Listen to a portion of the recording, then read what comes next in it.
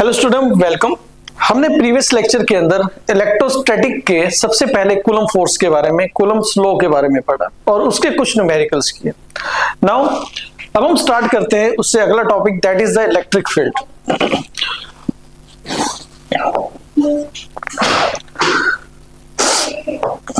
Now the electric field basically is the part of electrostatic.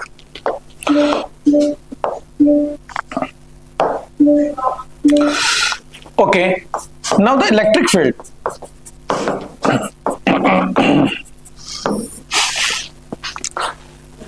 अब तक जो भी हमने टॉपिक पढ़ा उसके अंदर हमके जितने भी न्यूमेरिकल्स थे वो न्यूमेरिकली डायरेक्टली रिलेट करते हैं हमारे जो पहले वाले टॉपिक से थे। इलेक्ट्रिक फील्ड के अंदर क्या चीज होती है, मान लीजिए कोई भी चार्ज, अगर हम एक चार्ज को लेकर चलते हैं, एवरी चार्ज अपनी एक यूनिक फील्ड को रखता है। चार्ज के पास यूनिक फील्ड यानी कि चार्ज, अगर पॉजिटिव चार्ज की बात करें, ये अपनी नंबर ऑफ इलेक्ट्रिक लाइंस को बाहर की तरफ रेडियली फेंकता है। अगर हम नेगेटिव चार्ज की बात करें, नेगेटिव चार्ज अपनी तरफ इलेक्ट्रिक लाइंस ऑफ फोर्स को देखने को मिलता है। दैट्स मीन एवरी चार्ज, हर एक चार्ज का अपना एक फील्ड है, अपना एक दायरा है।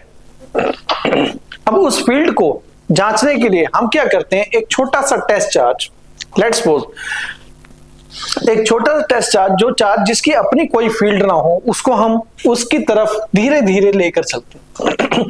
मान लीजिए जैसे ही ये चार्ज एक पर्टिकुलर पॉइंट पर आकर इसको जब फील्ड महसूस होती है तो इसके ऊपर एक फोर्स लगती है।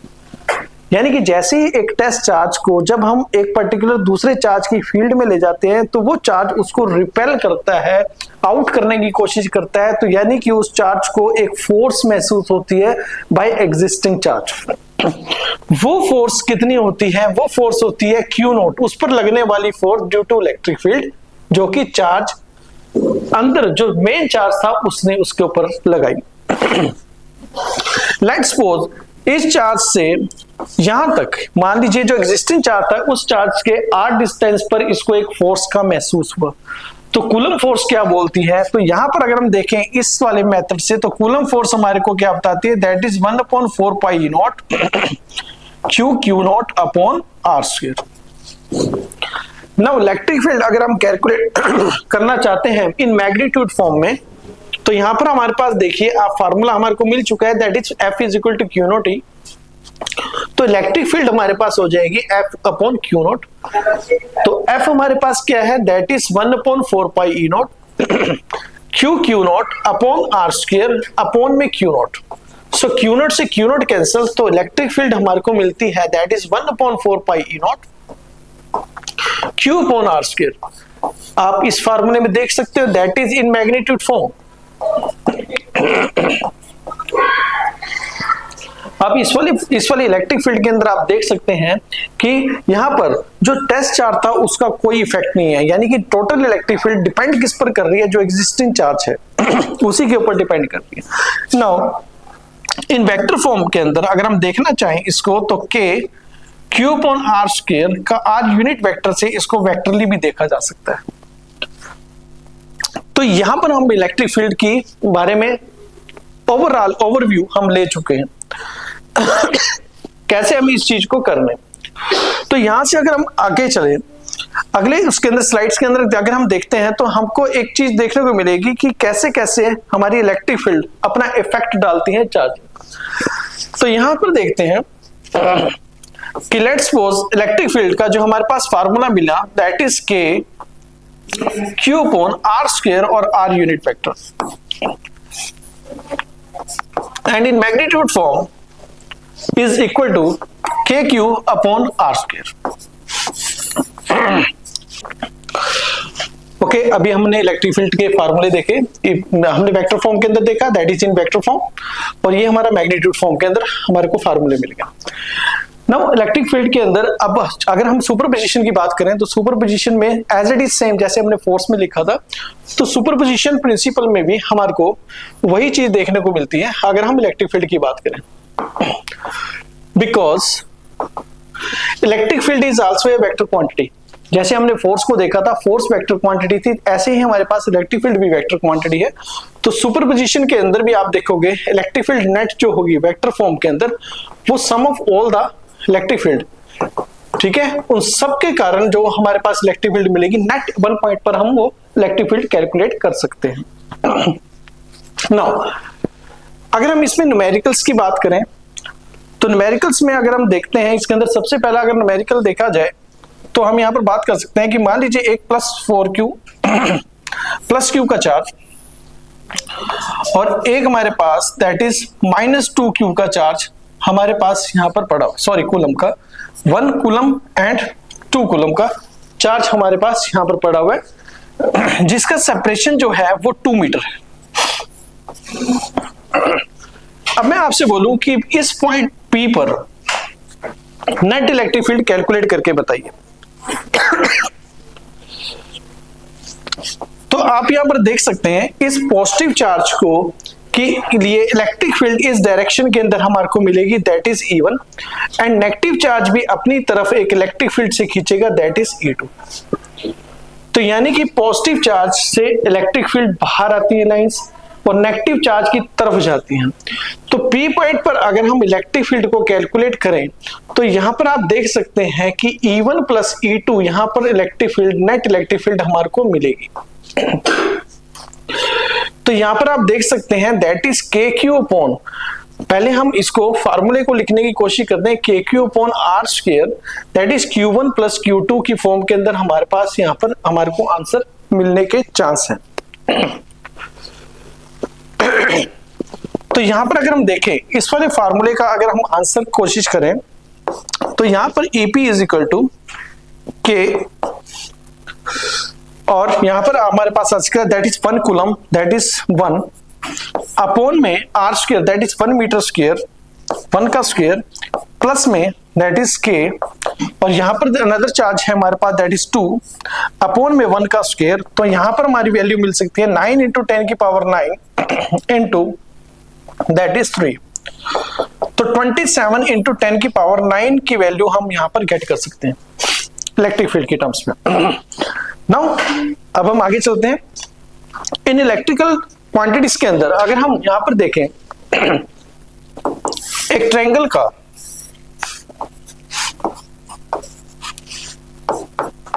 प्लस क्यू और यहां पर हमारा पॉइंट ABC, A और A।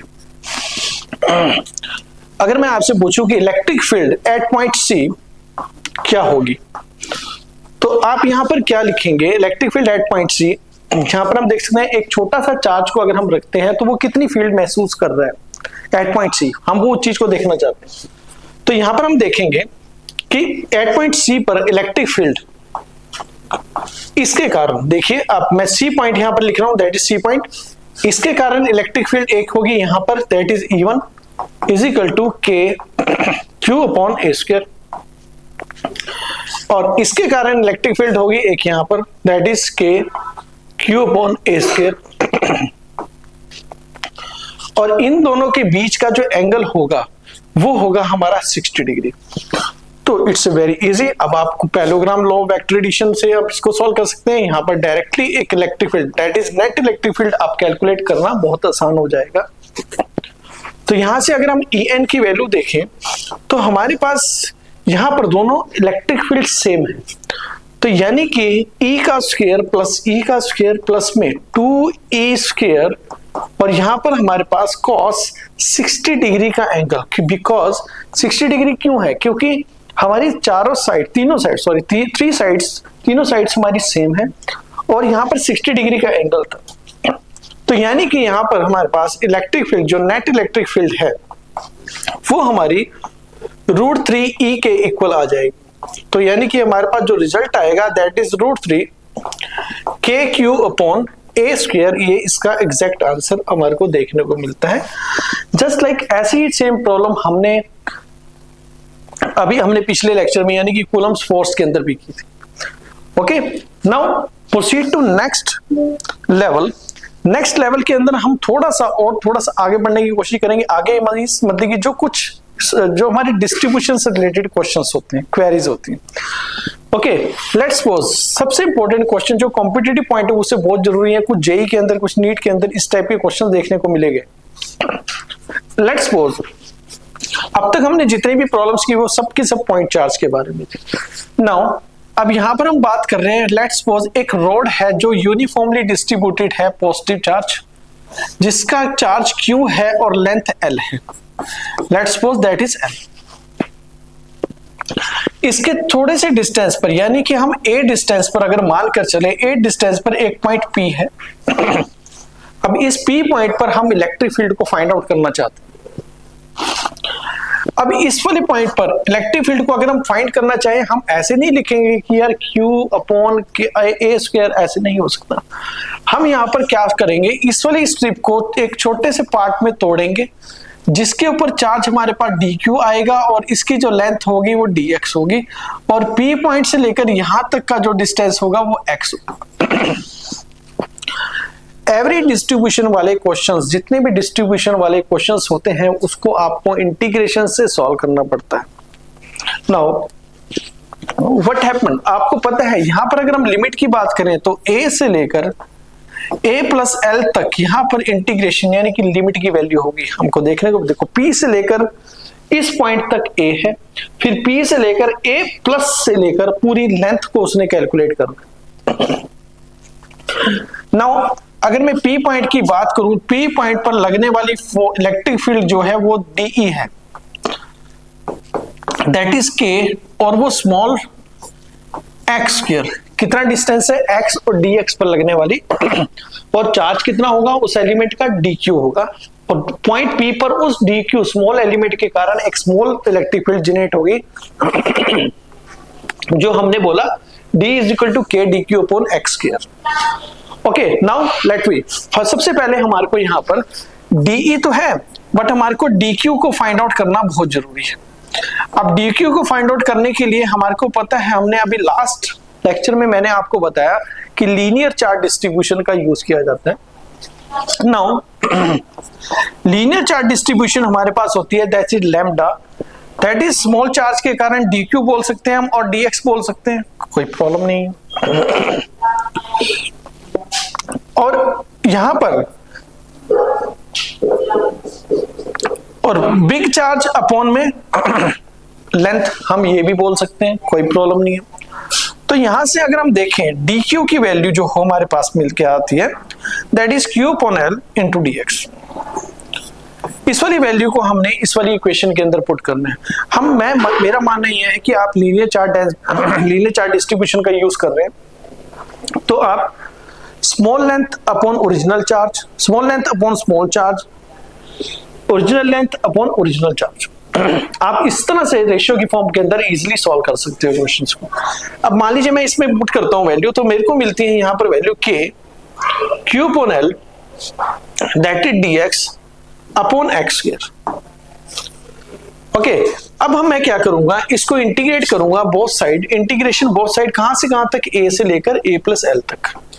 इस चीज को हम सॉल्व करते हैं, देखते हैं। यहां पर हमारे पास आगे दैट इज a, यहां पर k q l जो है हमारा कॉमन है, हम इसको ले सकते हैं, that is constant value. Integration of 1 by x square का हमारे पास आता है, that is 1 by x minus का, और यहां से a से लेकर a प्लस l तक हमारे पास इसकी लिमिट आती है। नाउ जब इसको इलेक्ट्रिक फील्ड को पुट किया जाएगा, that is k q upon l, यहां पर आ जाएगा -1 अपॉन a प्लस l और प्लस में 1 अपॉन a। जब इस चीज को सॉल्व किया जाता है तो e की वैल्यू कितनी आती है बेटा, k q upon l, that is a minus a plus l upon a plus l। a से a कैंसिल, तो अगर मैं इसका रिलेशन यहां पर आंसर लिखना चाहूं तो यहां से l भी कैंसिल होगा, तो इलेक्ट्रिक फील्ड जो आ जाती है हमारे पास, that is k q upon a plus l की टर्म्स में, यहां से हमारे को आंसर मिल जाता है। That is the required answer for एक रोड का जो एग्जांपल हमने ले लिया। नाउ सिमिलरली हम एक एग्जांपल और लेकर चलते हैं जो बहुत इंपॉर्टेंट है, जनरली पूछा जाता है। अगर हम एक एग्जांपल आर की टर्म्स में, जितने भी क्वेश्चंस होते हैं आर की टर्म के में अगर आप सॉल्व कर लेते हो तो वो आपके लिए इजी रहता है। Let's suppose that is important.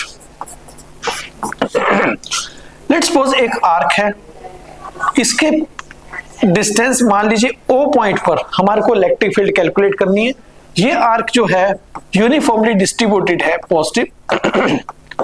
Net charge इस पर Q है और इसकी लेंथ L। अब इस चीज को कैसे कैलकुलेट किया जाए? यहां पर देखिए, ये पूरा एंगल अगर हमारा थीटा है तो हाफ θ1 होगा और हाफ θ2 हो जाएगा। लेट्स सपोज अगर मैं इसको θ1 मान लूं, θ2 मान लूं और इसको भी θ2 मान लूं तो कोई प्रॉब्लम नहीं है। θ/2 मान लेते हैं, हाफ हाफ कर लेते। ओके, मैं यहां से वही चीज सेम थिंग यहां पर हम स्ट्रिप काटेंगे और यहां से हम कैलकुलेट करने की कोशिश करेंगे। ये एंगल कितना होगा बेटा d θ और ये कितना होगा थीटा। अगर मैं यहां पर एक लाइन लगाऊं तो यहां से अगर हम देखें तो ये वाला एंगल और ये वाला एंगल कितना होगा यहां पर हमारे पास, दैट इज थीटा। अगर ये थीटा है तो ये क्या बन जाएगा, that is DE cos theta, और ये वाला बन जाएगा हमारे पास DE sin थीटा। आप कर्सर को यहां से अगर हमारा जब ये मूव करते हुए यहां पर पहुंचता है तो आप देखोगे DE sin थीटा एक दूसरे से कैंसिल आउट हो जाएंगे जो कंपोनेंट पे। ओनली DE cos थीटा जो है रिक्वायर्ड है for calculation of electric field at point O। तो यहां पर हम देखते हैं लेंथ को, अगर मैं यहां लिख दूं dx या dl लिख लेते हैं और इसको क्या कर लेते हैं हम dq चार्ज पर, और ये d थीटा हमारे पास यहां पर इसका एंगल और ये हमारा क्या है, रेडियस r। अब हम इसकी कैलकुलेशन को शुरू करते हैं। इस पॉइंट पर ड्यू टू दैट एलिमेंट हमारे पास जो इलेक्ट्रिक फील्ड मिली that is DE is equal to K dq upon r square. Okay, isn't it? Because radius वही है, हमको यहां से dq K dq upon r square यहां वैल्यू मिल गई। अब इसको सॉल्व करते हैं तो हमारे पास DE क्या है हमारे पास, that is K dq upon r square. अब हमारे को dq को सॉल्व करना है तो dq अपॉन में क्या लिखा जाए, that is dl is equal to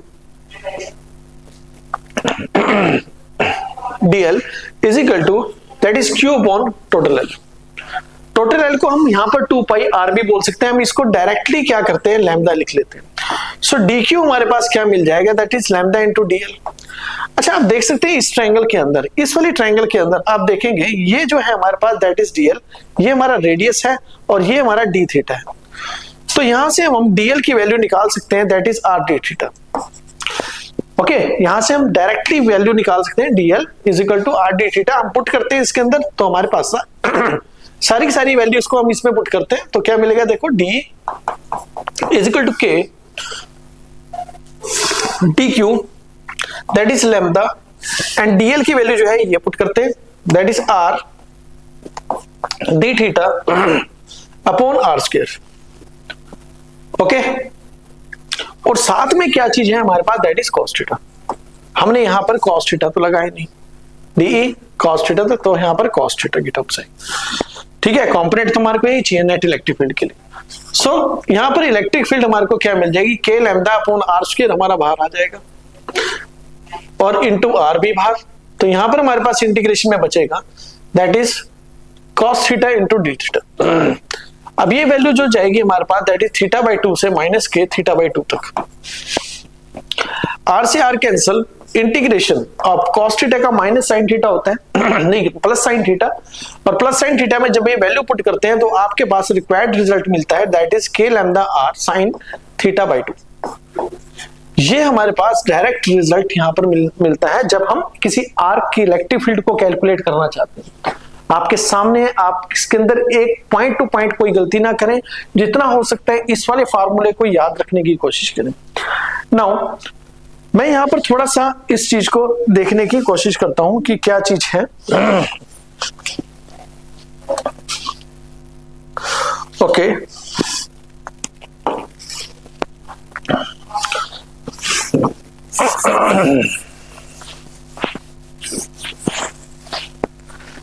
अब हमारे पास जो फार्मूला है that formula is very important for us. अब हमारे पास फार्मूले में अगर मैं आपसे बात करूं, मान लीजिए पहला केस अगर मैं लूं कि मैं आपसे पूछूं सेमी सर्कल का इलेक्ट्रिक फील्ड क्या होगा एट पॉइंट, मान लीजिए सेमी सर्कल मैंने आपको दे दी, सेमी सर्कल का, ये सेमी सर्कल का इस पॉइंट पर, ओ पॉइंट पर इलेक्ट्रिक फील्ड क्या होगा, और यूनिफॉर्मली चार्ज डिस्ट्रीब्यूशन इसके ऊपर है। तो क्या हो सकता है, हम इसको डायरेक्टली कर सकते हैं कि हमारे को पता है कि जो फार्मूला है हमारे पास that is k lambda upon r है, रेडियस तो इसका r ही होगा, और यहां पर हमारे को दे रखा है साइन थीटा बाई 2। क्या यहां पर थीटा जो है that is 180 degree, yes it's 180 degree. अगर थीटा हमारे पास यहां पर 180 डिग्री दिया हुआ है, अगर हम इसके अंदर वैल्यू पुट करते हैं तो हमारे पास यहां पर दैट इज द रिलेशन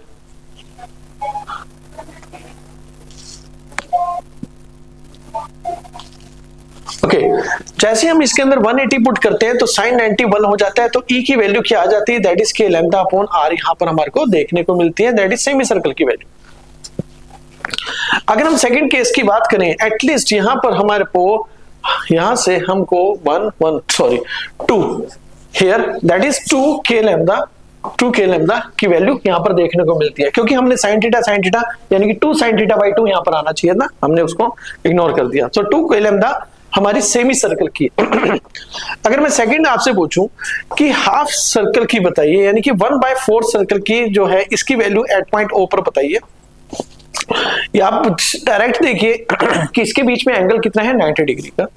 तो अगर हम यहां पर वैल्यू को पुट करते हैं that is E is equal to 2k lambda upon r that is sin 45 degree, sin 45 degree that is 1/√2, sin 45 degree is equal to 1/√2 इसकी वैल्यू।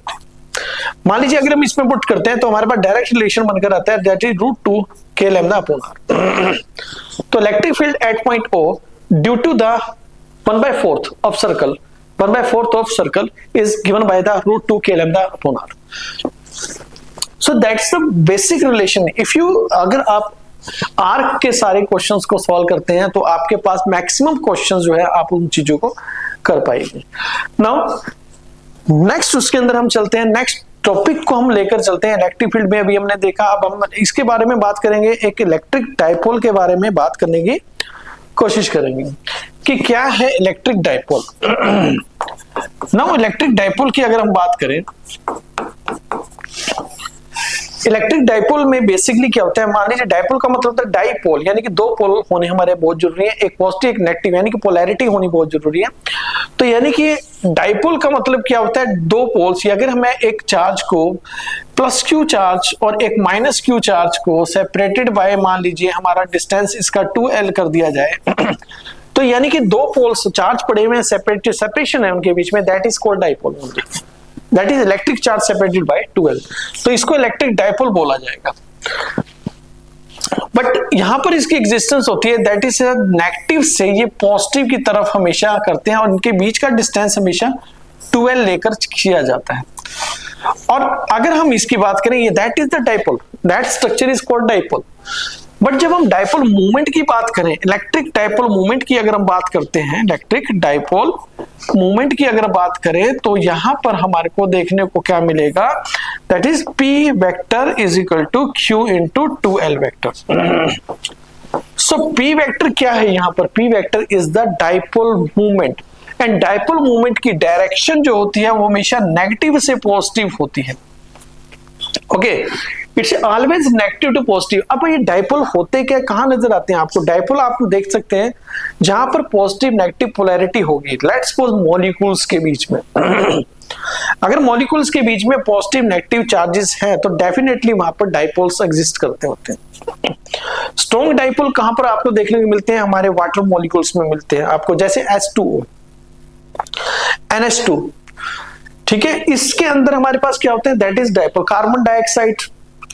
तो यहां पर भी हमारे क्या है, डाइपोल है, दैट इज द डाइपोल, यानी डाइपोल मूवमेंट है नेगेटिव पॉजिटिव, यानी कि एक कोवलेंट बॉन्डिंग बनाते हैं, पॉजिटिव नेगेटिव मिलकर एक कोवलेंट बॉन्डिंग को बनाते हैं, वहां पर हमारे डाइपोल मूवमेंट या मूवमेंट्स देखने को मिलते हैं। अब यहां पर हमारे पास क्या आता है ये तो हमारी बात हुई कि इलेक्ट्रिक डाइपोल क्या होते हैं, मतलब कि दो unlike charges separated by some distance जो देखने को मिलेंगे तो वो डाइपोल हो गए, और उनके बीच में डाइपोल मूवमेंट क्या होगा, Q into 2l, that is the dipole movement. Direction dipole movement की नेगेटिव से पॉजिटिव होगी। और डायपोल मोमेंट मॉलिक्यूल्स के अंदर, वाटर मॉलिक्यूल्स में आपको देखने को जनरली मिलते हैं। नेक्स्ट इसके अंदर आता है, अगर इसको केस को सॉल्व किया जाए, सबसे पहले यहां पर आता है डायपोल, यानी कि एक्सियल लाइन पर डायपोल मोमेंट को देखा जाता है एक्सियल लाइन पर। अब एक्सियल लाइन क्या चीज हो सकती है? मान लीजिए यहां पर नेगेटिव चार्ज और एक पॉजिटिव चार्ज यहां पर पड़ा हुआ है। किसी पॉइंट P पर मैं यहां पर इलेक्ट्रिक फील्ड कैलकुलेट करूंगा ड्यू टू डायपोल।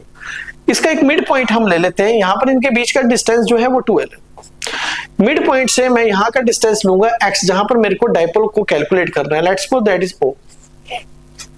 तो यहां पर L है और यहां पर L है। इस P पॉइंट पर इस चार्ज के कारण एक इलेक्ट्रिक फील्ड यहां जनरेट होगी, दैट इज E1 E2 इसके कारण, ये दैट इज 2 और ये क्या होगी 1। और वो चार्ज जो होगा वो अपनी तरफ खींचेगा, दैट इज E1 फर्स्ट। तो net electric field at point क्या मिलेगी आपको देखने को, यहां पर हमारे को देखने को मिल रहा है, that is E2 is greater than E1। E2 आप देख सकते हैं, E2 is greater than E1। Okay, अगर E2 is greater than E1 है तो यानी कि यहां पर electric field at point axial line पर that is E2 minus E1 होगी। अब E2 ग्रेटर क्यों हुआ? क्योंकि that point is very close to Q plus Q, that's why. तो यहां पर हमारे को ये चीज देखने को मिली, तो अब हम इसकी वैल्यूज को डालने की कोशिश करते हैं। यहां से यहां तक आप देखते हो पूरा x प्लस एल होगा, और यहां से यहां तक ये इस वाले चार्ज की अगर बात करें तो ये क्या होगा, x माइनस एल होगा। ओके, तो E2 किस वजह से? E2 है हमारे पास इन दोनों चार्जेस की वजह से, यहां पर और यहां पर चार्ज की वजह से। तो E2 को हम पुट कर सकते हैं K Q upon that is x minus L का होल स्क्वायर, और यहां पर माइनस E1 किस वजह से है, x प्लस एल। तो हम यहां पर पुट कर सकते हैं K Q upon x plus L का होल स्क्वायर। ओके, तो यहां पर मैं आगे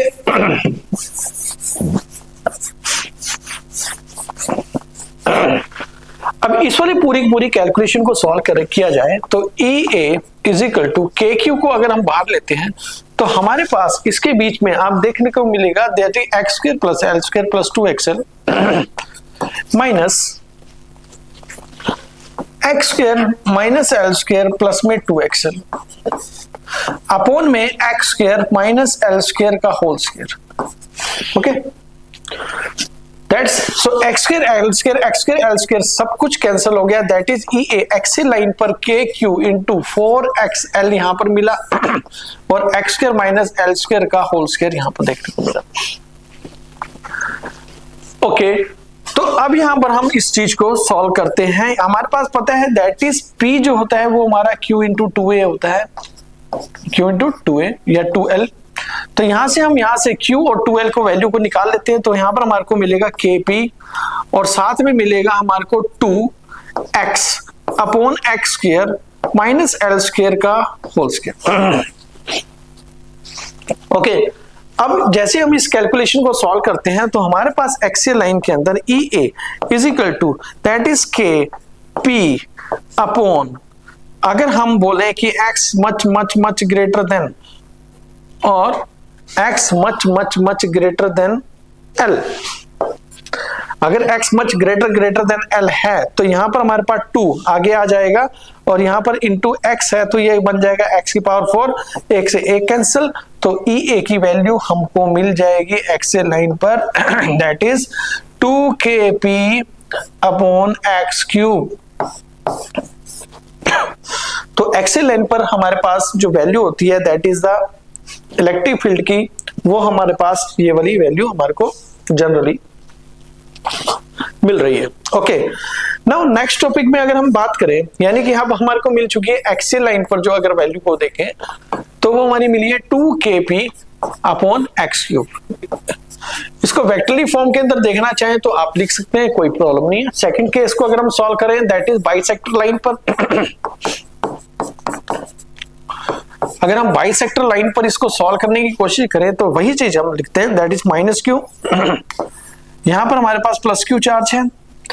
अब यहां पर हम इस बाइसेक्टर लाइन पर यहां सॉल्व करने की कोशिश करेंगे, इसके कारण इलेक्ट्रिक फील्ड यहां पर है और इसके कारण इलेक्ट्रिक फील्ड यहां पर है और इन दोनों का रिजल्टेंट है यहां पर।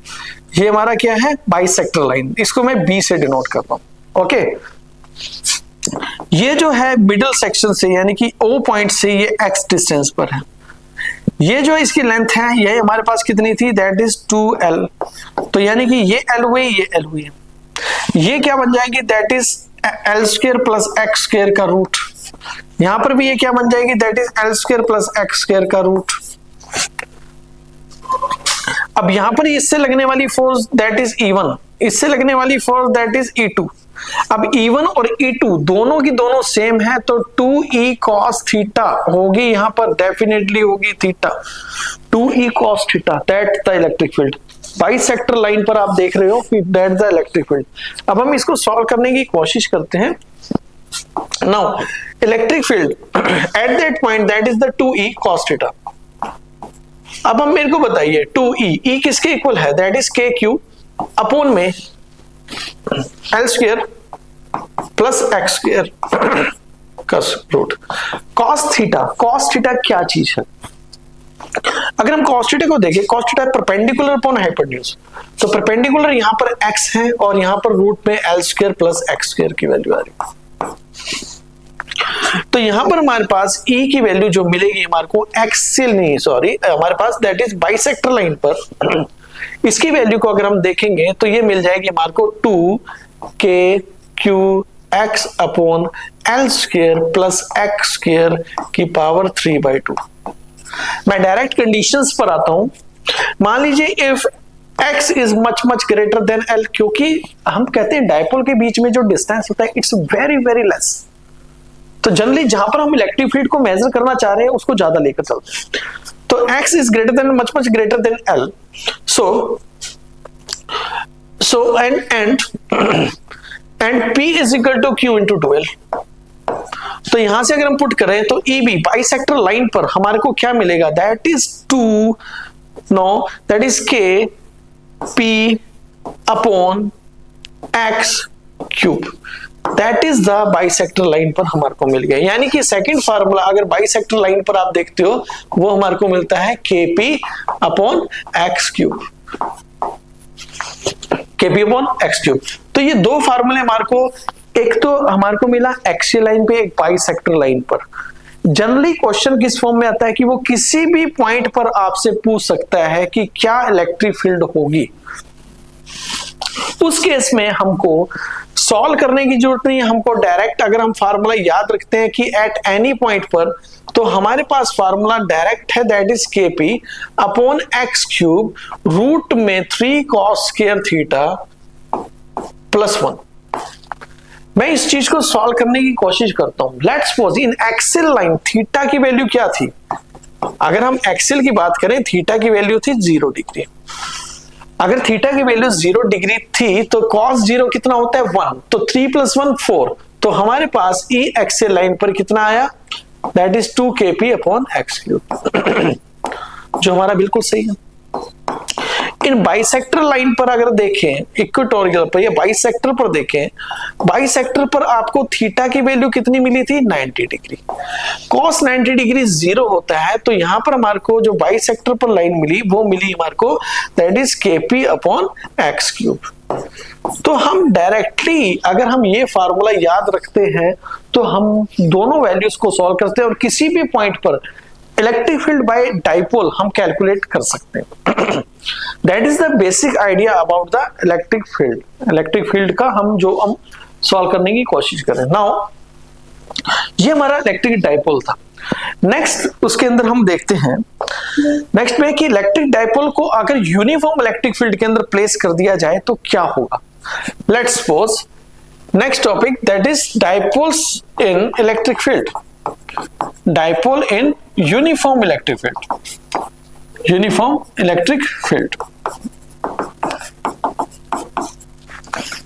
Okay, dipole in uniform electric field में अगर देखिए, अब यूनिफॉर्म का मतलब क्या होता है, यूनिफॉर्म लाइंस, कंटिन्यूअस लाइन। अगर डाइपोल को जैसे ही फेंका जाता है इसके बीच में, तो डाइपोल एक पर्टिकुलर एंगल पर टिल्ट हो जाता है। मान लीजिए यहां पर क्या है, दैट इज -q और +q। हमको पता है यहां पर तो हमारे पास क्या है, दैट इज p वेक्टर। अब यहां पर अगर देखते हैं तो ये डाइपोल है हमारे पास। अगर हम यहां पर परपेंडिकुलर ड्रॉ करें, यहां से आप देख सकते हो कि इसके ऊपर फोर्स लग रही होगी, दैट इज QE। और यहां पर भी अगर देखोगे आप, इसके ऊपर फोर्स लग रही होगी QE, that is uniform electric field. यहां पर E वेक्टर को हम यूनिफॉर्म इलेक्ट्रिक फील्ड से डिनोट करते हैं। जैसे डायपोल को फेंका, उसने अपनी टिल्ट हुआ और अपनी एक पोजीशन को ले लिया। ये एंगल अगर थीटा है और ये अगर हमारा P है, तो डेफिनेटली P cos थीटा ये होगा, और इसका perpendicular component P sin theta ये होगा। या हम इस चीज को P sin थीटा से भी कर सकते हैं, या हम इसको माने that is the 2L, that is the distance between two dipoles electric.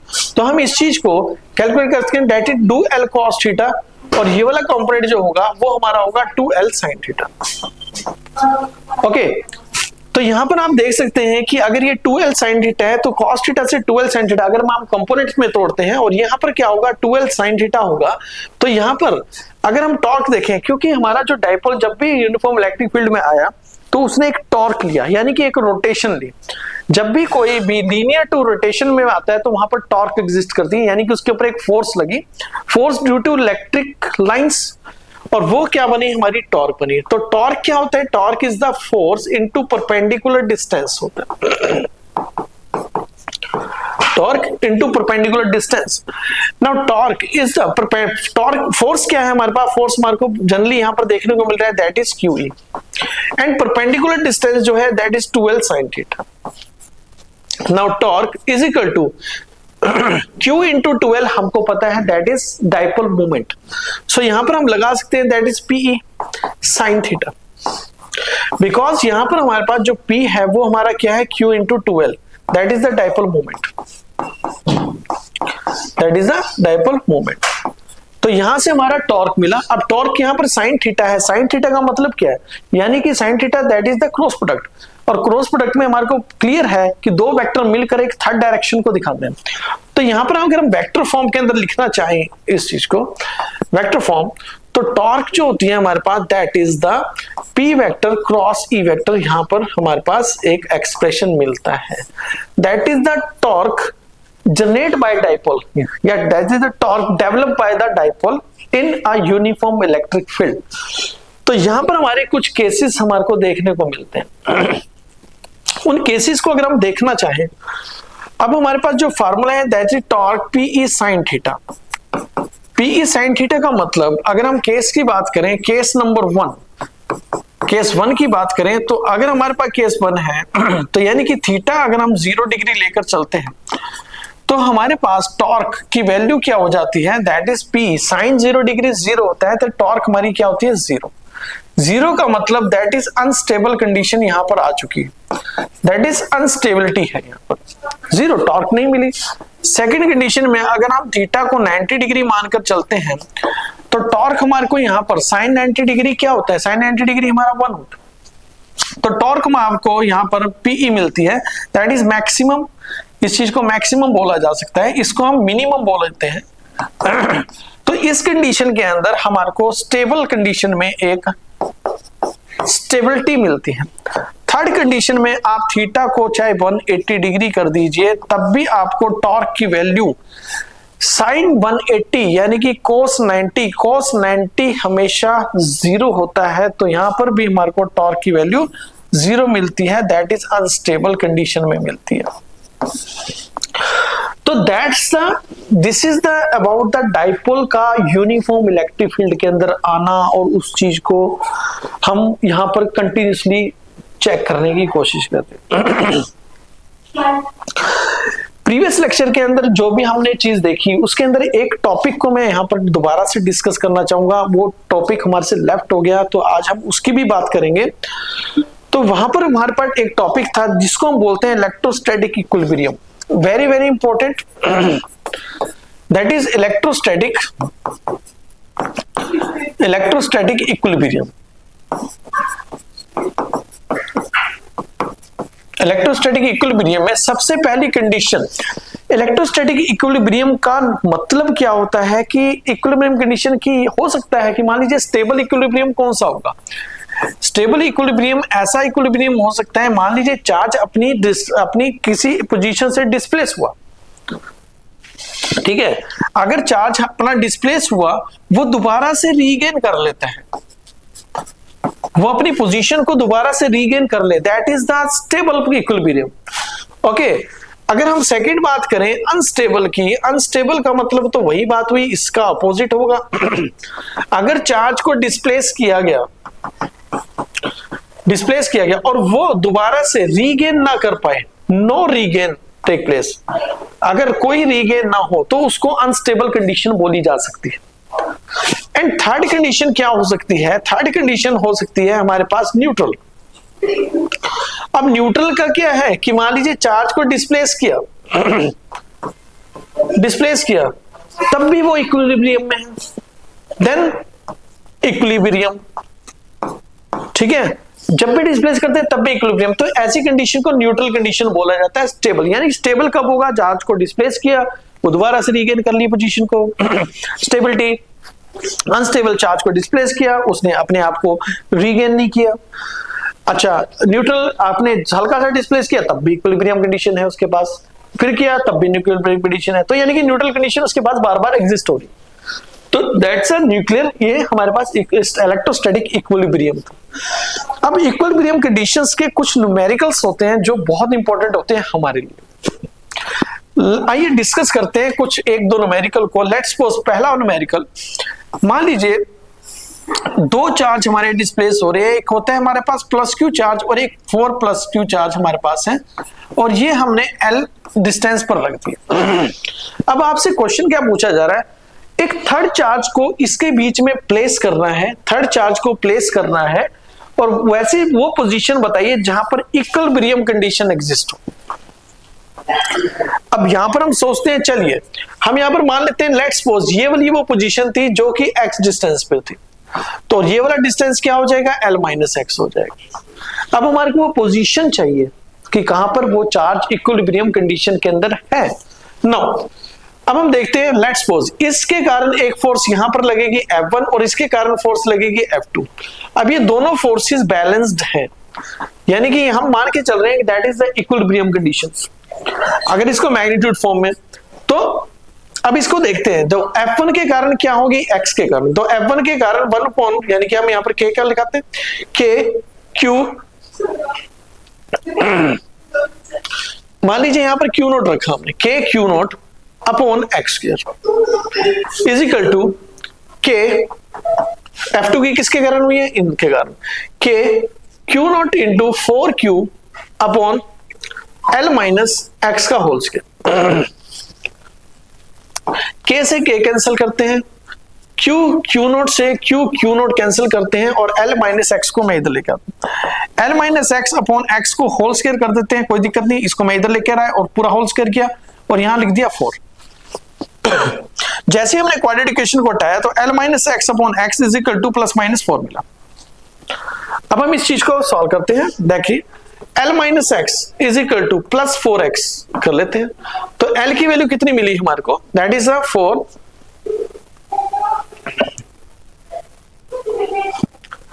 That is 5x, तो x की वैल्यू हमारे को कितनी मिली? L/5।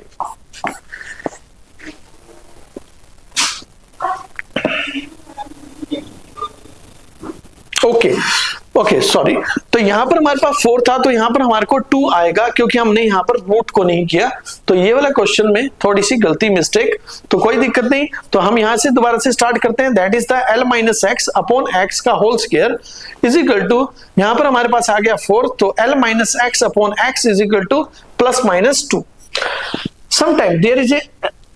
समटाइम कई बार फॉल्ट हो सकता है, ओके इग्नोर। सो यहां पर हमारे पास क्या होगा बेटा? L - x is equal to, पहले +2x से सॉल्व करते हैं, तो L की value is equal to 3x आ जाएगी, तो x is equal to L/3, that is the right option.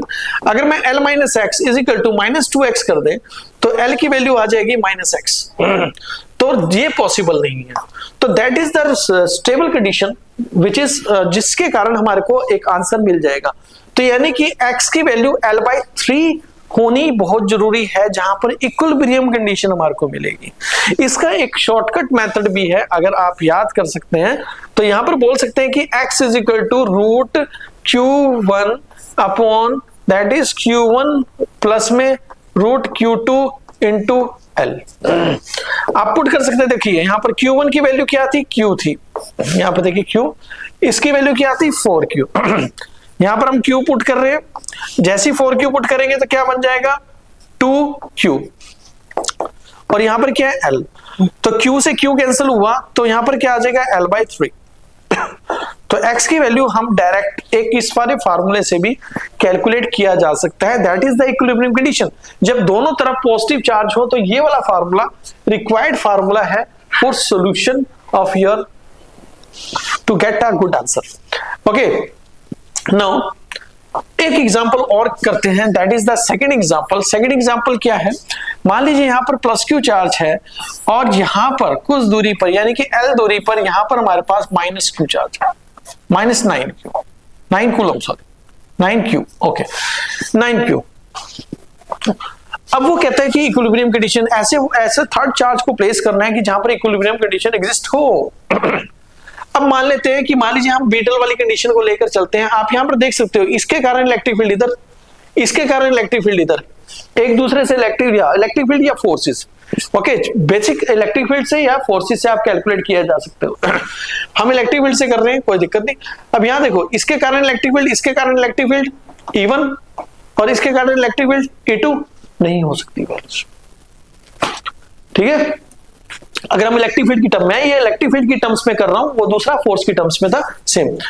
अच्छा, अगर मैं यहां चलूं इस वाले पॉइंट पर देखें तो इसके कारण तो ये खींच लेगा, मान लीजिए E2, और ये क्या करेगा, हम यहां से F2 भी कर सकते हैं। F2 E2 से कैसे भी कर लीजिए, और यहां से अगर आप करोगे तो यहां पर मिलेगा E1, या आप इसको F1 से भी कर सकते हैं। F1 में आप Q0 को चार्ज को पुट कर दीजिए। अब यहां पर आप देखोगे E2 is greater than E1 है, तो यहां पर क्योंकि ये जो पॉइंट है ये हमारा -2, माइनस का मतलब है खींचने की क्षमता उसकी ज्यादा है, तो यानी कि चार्ज के पास बैठे हुए हैं और वो 9Q है, मैग्नीट्यूड में कितना बड़ा है, तो वो खींच लेगा। तो इसलिए ये वाली इक्वल मिनिमम कंडीशन यहां भी एग्जिस्ट नहीं करती है। मान लीजिए अब ये वाला पॉइंट पर चलते हैं। इस वाले पॉइंट से क्या होगा, ये हमारा इलेक्ट्रिक फील्ड यानी कि इलेक्ट्रिक फील्ड E1 करेगा और F1 भी यहां पर ये डालेगा, और इस वाले केस के अंदर ये अपनी तरफ खींचेगा यानी कि दैट इज E2, और ये F2 फोर्स को अपनी तरफ खींच लेगा। तो यहां पर देख सकते हैं इसका मैग्नीट्यूड यहां पर कम हो जाएगा इफेक्ट। तो ये कंडीशन जो है रिक्वायर्ड कंडीशन है फॉर बैलेंसिंग या मैग्नीट्यूड की। तो हम इस वाली कंडीशन को अगर हम लेकर चले, फोर्सेस की टर्म्स में लेकर चले, तो F1 F2 इक्वल हो जाएंगे इस वाली कंडीशन में, और यहां से यहां तक का डिस्टेंस हम ले लेते हैं x। तो यहां पर हमारे पास अगर मैं F1 की बात करूं तो वो x के कारण है, तो Q/x², KQ/x² हो जाएगा, और इंटू Q0 हो गया अगर मैंने यहां पर Q0 को रखा। और यहां पर अगर हम देखते हैं तो यहां पर बन जाएगी हमारे पास K, that is 9Q into Q0 upon में L+x का होल स्क्वायर। तो यहां से K Q0 और यहां से भी Q0 कैंसिल कीजिए, और यहां पर हमारे पास आएगा L+x अपॉन x का whole square is equal to 9। जब हम इस चीज को कंप्लीट करते हैं तो यहां पर आप देखना L+x upon x is equal to +-3 रह जाएगा। तो यहां से हम L+x is equal two plus लेकर चले +3x, तो L की वैल्यू आपको 2x मिलेगी। That is the required. तो x की वैल्यू हमारे पास L/2 होनी बहुत जरूरी है। अगर हम L+x इज इक्वल टू -3 लेकर चले तो L की वैल्यू हमारे पास -4x आ जाएगी, और x की वैल्यू -L/4, ये हमारे लिए एग्जिस्ट नहीं करती है। तो हम इसका एक लास्ट शॉर्टकट मेथड को देख लेते हैं। अगर मैं x को लिखे यहां पर और यहां पर लिखते हैं दैट इज Q2 अपॉन में Q1, और यहां पर Q2 माइनस रूट में Q1 लिखें और यहां पर L लिख दें, तो शायद ये शॉर्ट फॉर्म हमारे लिए कारगर साबित होगी। देखते हैं, यहां पर देखिए x is equal to Q1 की वैल्यू Q है तो हम रूट Q लिख देते हैं। यहां पर Q2 की वैल्यू 9Q थी, तो यहां पर क्या आ जाएगा 3 रूट क्यू आ जाएगा, और माइनस में क्या आ जाएगा, रूट क्यू और इंटू एल। आप देख सकते हैं बिल्कुल। तो यहां से 2, तो x की वैल्यू कितनी आई, L/2 यहां पर बिल्कुल सही और राइट आंसर इस केस में भी और इस केस में भी। तो हमको सबसे पहले इक्विलिब्रियम कंडीशन को जांचना पड़ता है, हमको रिक्वायर्ड फार्मूला देखना पड़ता है कि हम फोर्स का लगा रहे हैं तो हम फोर्स से कैलकुलेट करें, अगर हम इलेक्ट्रिक फील्ड का लगा रहे हैं इलेक्ट्रिक फील्ड से कैलकुलेट करें, पोटेंशियल से लगा रहे हैं पोटेंशियल से कैलकुलेट करें। तो आज की डेट के अंदर हमारा जो था कूलम फोर्स और इलेक्ट्रिक फील्ड को हमने और इलेक्ट्रिक डायपोल को बहुत अच्छे ढंग से किया। कुछ न्यूमेरिकल के साथ हम अगले लेक्चर के अंदर आपके सामने आएंगे, और उसके बाद हम स्टार्ट करेंगे इलेक्ट्रिक पोटेंशियल और फ्लक्स और गॉस लॉ के बारे में। काफी हद तक कुछ क्वेश्चंस की प्रैक्टिस करेंगे जो प्रीवियसली नीट के अंदर आपके आए हुए। Thank you very much.